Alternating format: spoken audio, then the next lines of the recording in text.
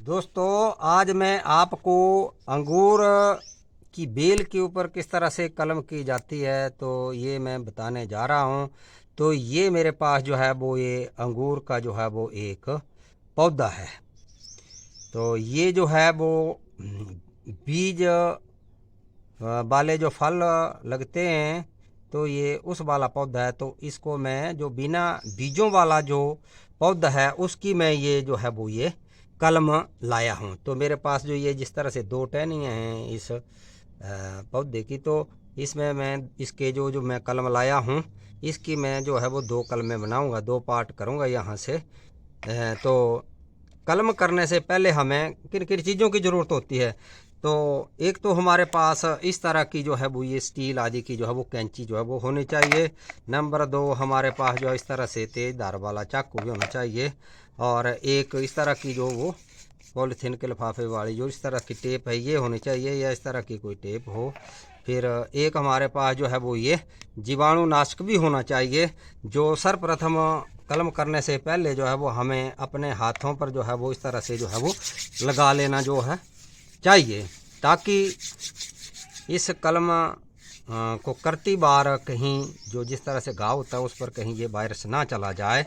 तो उससे बचने के लिए ये जो है वो हमें जो है वो अपने जो औजार हैं उनके ऊपर जो है वो ये लगा लेना चाहिए इस तरह से, क्योंकि इनके ऊपर हैं तो ये स्टील के ही, लेकिन इसके ऊपर फिर भी जो है वो वायरस की संभावना बनी रहती है। तो अब मैं जो है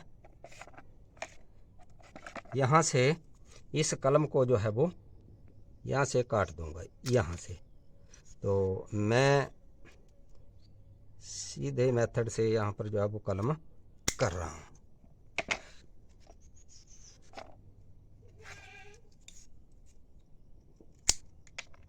तो इसमें ये थोड़े थोड़े जो है वो अंकुर फूटने लगे हैं। तो अब इसे मैं जो है वो यहाँ पर पहले यहाँ जो कट लगा लेता हूँ। हम सीधे कट वाली इस तरह से जो है वो ग्राफ्टिंग जो है वो ये करेंगे, ये ग्राफ्टिंग ऊपर से वी वाली, और इस तरह से इसको जो है वो अब हम छीलेंगे इस तरह से।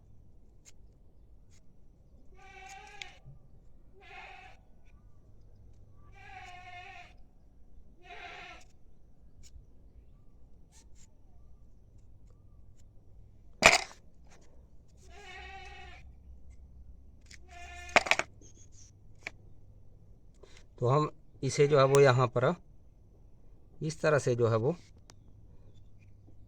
जहाँ तक ये जख्म जो है वो उस ऊपर वाली कलम में हुआ है तो वहाँ तक इसे हम जो है वो पूरा जो है वो अंदर तक फिट करेंगे। ये इस तरह से चमड़ियाँ जो है वो आपस में आर पार दोनों की जो है वो मिलनी चाहिए। फिर हम ये जो हमारे पास टेप है इस टेप से हम इसे जो है वो इस तरह से जो है वो नीचे से दो लपेटे मारेंगे कस करके, और इस तरह से हम कलम को जो है वो दबाए रखेंगे इस तरह से।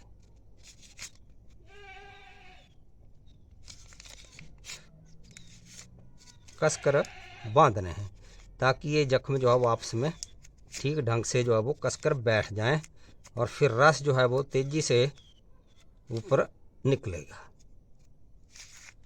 और ऊपर आकर भी जो है वो उस तरह से जो है वो कस कर लपेटा जो है वो मार दें, ताकि बाहर की हवा अंदर और अंदर जो हीट बनेगी वह बाहर ना आ सके।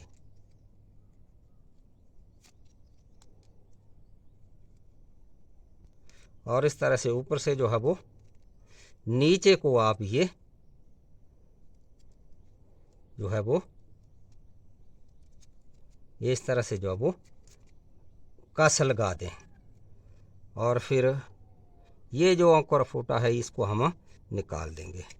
और नीचे भी हम जो है वो ये जीवाणु को कीटाणु जो है वो नीचे से ऊपर ना आ पाए, तो यहाँ पर हम ये जो जीवाणुनाशक है ये हम लगा देंगे, और इस तरह से ऊपर की इस टहनी पर भी हम लगा देंगे।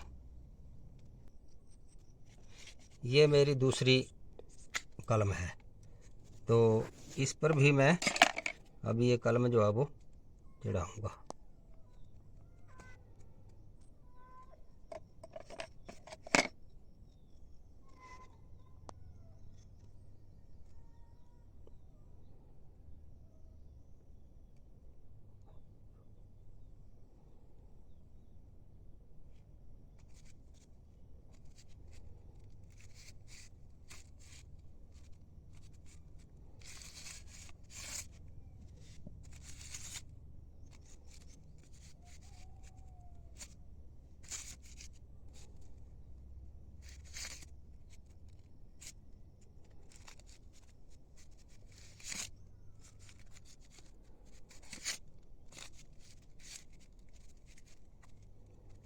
और इस तरह से इसको कस करके जो है वो बांध दे, ना ही बाहर की हवा अंदर और अंदर की हीट बाहर ना आ सके, और ना ही कोई बरसाती की या ओस की बूंद जो है वो अंदर जा सके। और फिर हम इन्हें जो एक लिफाफे द्वारा इस तरह से जो है वो हम इसे ढक देंगे। तत्पश्चात इन्हें जो वो नीचे से बंद कर देंगे।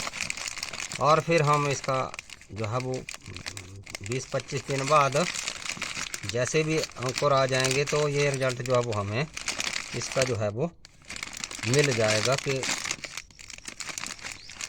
ये सफल हुई या नहीं, क्या इसमें परिवर्तन आ रहा है।